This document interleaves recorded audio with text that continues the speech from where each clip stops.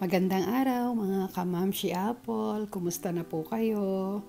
At pasensya na kayo, ngayon lang uli ako makakapag-upload ng bago kong vlog.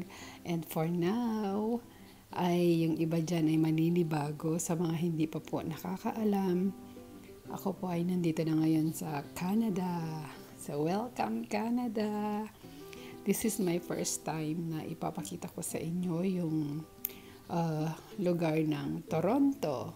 At one day naisip ko na i-vlog yung aming napasyalan ng aking kasama. Kaya stay lang kayo dyan at panoorin po sana ninyo ang aking vlog dito sa Canada from start until the end. Thank you so much!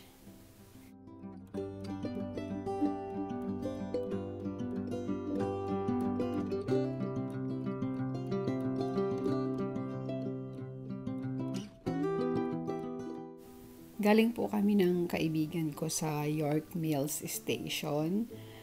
Yun doon sa may Wilson Avenue. Papunta dito sa Toronto.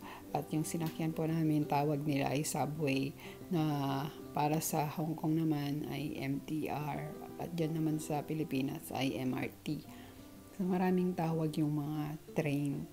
At yung iba naman, yung tawag nila doon sa GO train dito, yun yung parang tram naman doon sa Hong Kong. Yung medyo mabagal siya, pero malaki. At yun nga, pagdating namin dito, yung binabaan naming station ay Doncaster Station. Ito yung tinatawag nilang Eaton Center. Doon kami bumaba. So, hindi ko na naipakita.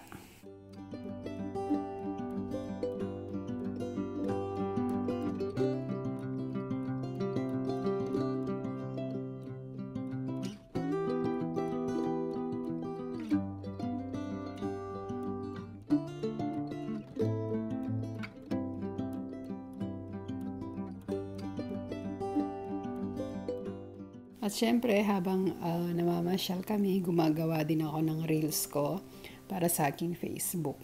At yan ay galing sa aking reels. Kaya medyo hindi kuha yung buo kasi portrait siya. We're having so much fun here guys with my friend. At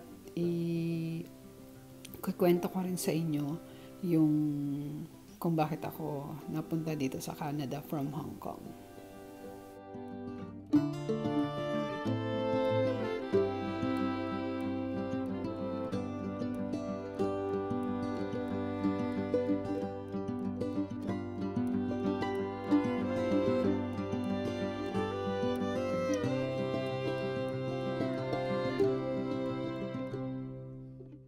So bago po tayo magpatuloy sa ating panonood, sa mga bago po dyan na hindi pa nakapag-subscribe dito sa aking channel na Mamshi Apple, please do hit the subscribe button there and i-click mo na rin yung bell icon para lagi kang updated every time na mag-a-upload ako ng mga bago kong vlogs or ng mga bago kong video dito sa Canada. Thank you so much guys!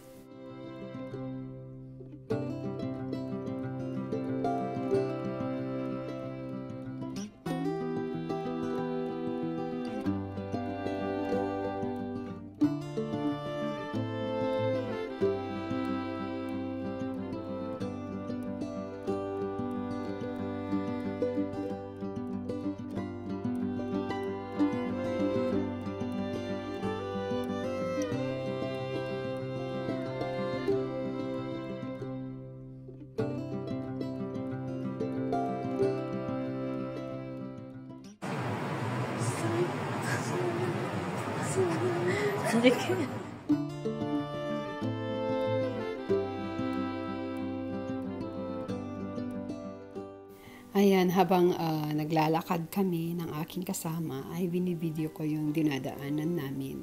So, from Eaton Center, kami naman ay pupunta doon sa Union Station, papunta doon sa CN Tower, para makita nyo na rin. Pero kung tinatamad kang maglakad, pwede ka rin sumakay uli ng subway train, papunta doon sa CN Tower or doon sa Union Station. Kasi ang last station is Union Station, tapos lalakarin mo na lang papunta sa CN Tower. So, naisip nung kasama ko, dahil alam naman niya na yung daanan, by walk, papunta sa CN Center or sa CN Tower or sa Union Station. Kaya nilakad na lang namin. At ako yung nag-video ng bawat view. Ngayon kung magpapakuha ako ng picture or for reels, sa kanya ko pinapakuha.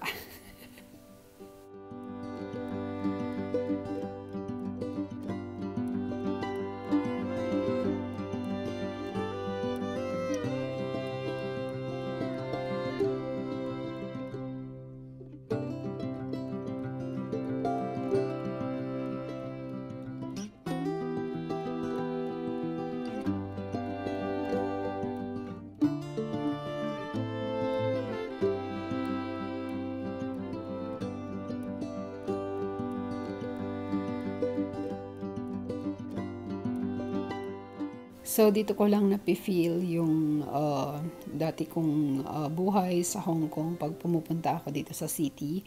Kasi feel na feel mo talaga na crowded, madaming mga building. At yun, dito ka nakaka-feel ng fun or na-enjoy mo yung iyong holiday or day off. Kasi pag nasa bahay ka lang, or I mean, nandito ako sa bahay, it's so very lonely. Bukod sa nakaka-boring, syempre, ramdam na ramdam mo yung pagod ng trabaho mo kasi dito ka nga sa bahay.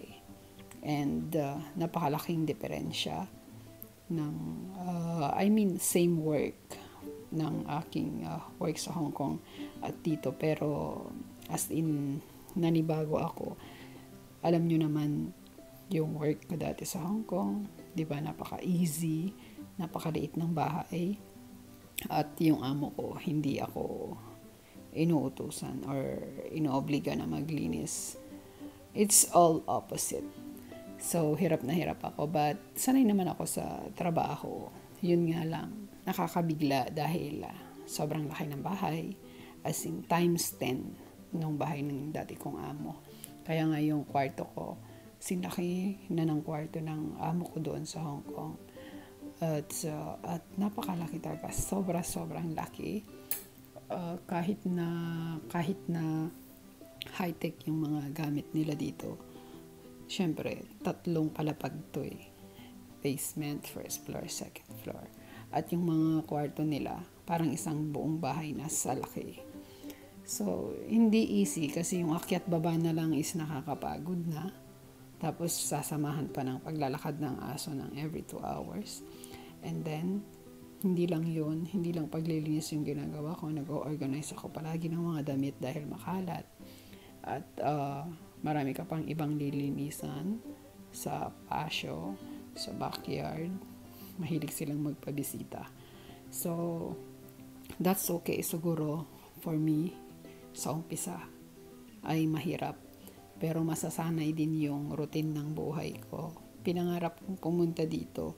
Not for myself. It's for my family. Kaya, yun na lang yung palagi kong iniisip. Ayaw ko maging emotional, okay?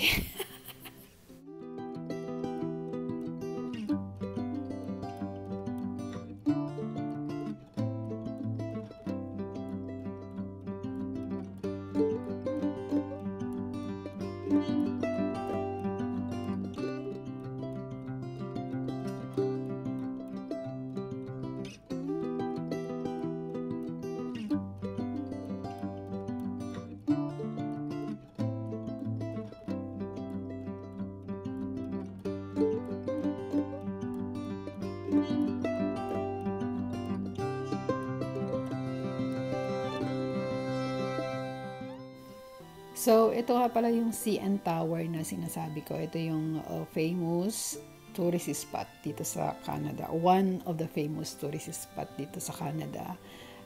Located ito sa Toronto nga. Ito yung number 1 na pinupuntahan ng madaming mga turista.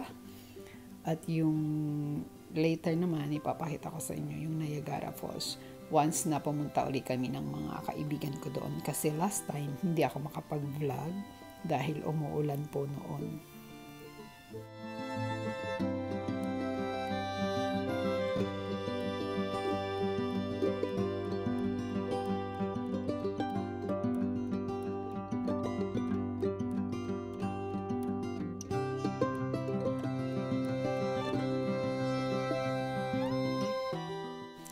Napakaluwag po dito sa Canada. As in, talagang ang luwag-luwag. Ma-amaze ka talaga dahil yung mga building nila sobrang lalaki compared to Hong Kong na ang liliit, ang papayat. Siguro nga kasi malaki yung mga tao dito kaya ang lalaki lahat. Bahay, building, mga lugar, 'di ba? Yung mga lalakaran mo, yung mga space ng mga kalsada nila sobrang lalaki. Lahat huge. 'Yun ang nakakatuwa.